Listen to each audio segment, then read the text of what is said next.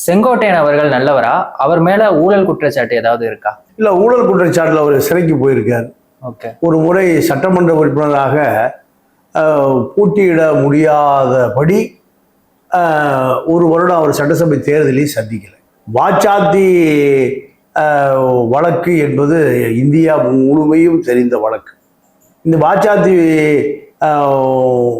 பாலியல் வன்புணர்வு நடந்த பொழுது இவர் தான் வனத்துறை அமைச்சர்.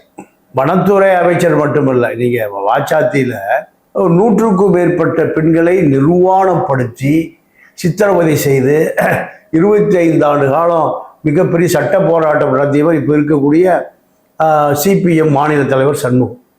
அது அப்போது வனத்துறை அமைச்சர் செங்கோட்டையன் சட்டமன்றத்தில் கேள்வி கேட்கிற பொழுது அப்படி ஒன்றும் நடக்கவே இல்லை. அப்போ 450 பேர் சொல்லுவது பொய்யா?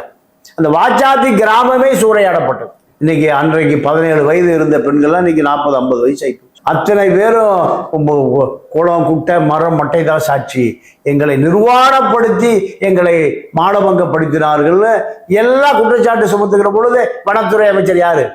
செங்கோட்டையன். ஜெயலலிதாவுடைய வீடு கட்டுவதற்காக வீட்டுக்கு தேவையான ஜவ்வாது சந்தன மரம் இந்த மரங்களை வெட்டி எடுத்து கடத்துவதற்கு அந்த மக்கள் உறுதுணையாக இல்லை என்பதால் தான் நடந்த கொடூரம். வனத்துறை அமைச்சருக்கு பல கேள்வி கணைகள் சட்டமன்றத்தில் கேட்கிற பொழுது செங்கோட்டைய மௌனம்தான் பதிலாக சொன்னார்.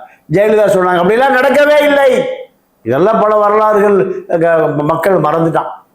வாச்சாத்தி வழக்கு எவ்வளோ பெரிய கொடூரமான வழக்கு.